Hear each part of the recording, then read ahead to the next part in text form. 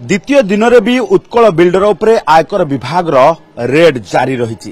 प्रथम दिन में शहीदनगर स्थित 502 प्लॉट रे रहुथिबा सेई भूरा घर भितर 92 लाख टंका नगद कैश जबत पर एबे भी रेड जारी रही।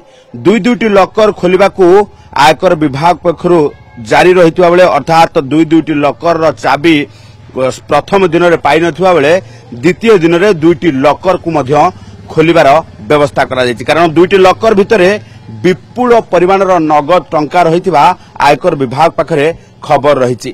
तेबे ओडिशा रे 11टी स्थान रे पश्चिम बंगर 3टी स्थान रे मोट 11टी स्थान रे आयकर विभाग पक्षरु ये रेड जारी रहितबा बेले अनेक गुरुत्वपूर्ण कागज पत्र नगद टंका ये सबु को नहीं एबे जांच पड़ताल चली। तेबे सबुठु बड़ कथा हेउची जे सुभाष भूरा रही। सुभाष भूरा पुओ दुबई रे रहुथुवा बेले दुबई रु आसी सीधा सड़क भाव फ्लाइट जोगे आसी कोलकाता रे पहुंचीबा परे आज तांकू इनकम टैक्स अर्थात आयकर विभाग रो ऑफिसर माने तांकू कोलकाता एयरपोर्ट रु धरिबा सहित तांकू एक स्थान रे नहीं पचरा उचरा करूछंती। कारण हेउची जे भूरांकर ये सबु एम्पायर्स को तांको पुओ ही बुझाबुझी करुथिले। किछि दिन हबो से बिजनेस काम रे दुबई जाइथुवा बेले अचानक दुबई रु जेते बेले कोलकाता फेरिछंती ये कथा आयकर विभाग पाखरे पहुंची। आयकर विभाग तांको एयरपोर्ट रु ही धरी नेछि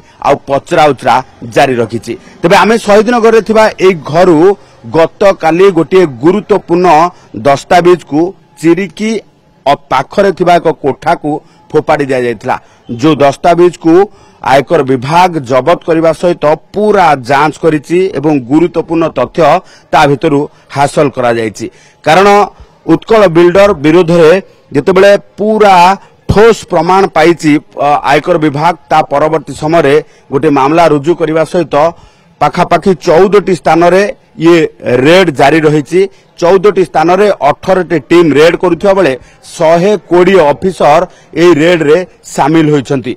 गत काली अर्थात प्रथम दिन रे 92 लाख टंका नगद टंका जबत करने सहित ये रेड को आहुरी इंटेंसिफाई करिछि आयकर विभाग। अर्थात 92 लाख टंकार हार्ड कैश जबत परे आयकर विभाग आहुरी जोरदार रेड करने सहित दुईटी लकर रु कौन बाहरुछि ताकू अपेक्षा करा जायछि। भुवनेश्वर कैमरा पर्सन अशोक सह चंदन पाइक राय।